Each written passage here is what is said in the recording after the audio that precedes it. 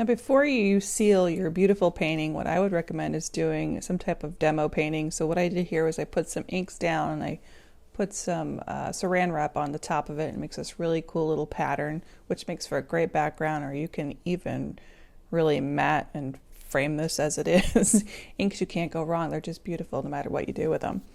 But I'm going to let this dry nice and thoroughly, and you can see that the inks will continue to move a little bit as this continues to dry.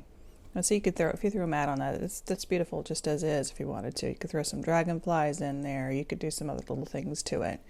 But for this purpose, I'm just showing you how you'd want to seal these. So once it's completely dry for 24 hours, what I would do is take the Kamar varnish, and it's a spray can, so you're just going to pop the top off of this, and I'm just going to show you how quickly this is to seal this. It's not a real thick coat at all.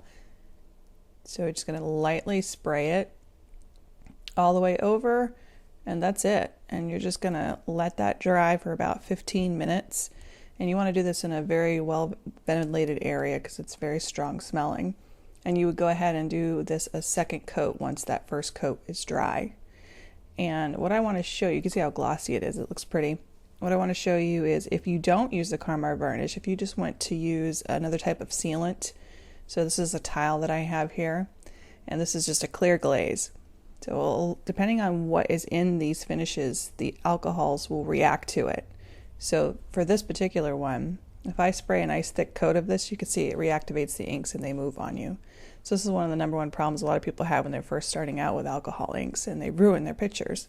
So make sure you use that Kamar varnish first, let it dry, and then you could do a light coat of a UV spray, and then you could put this clear coat on it.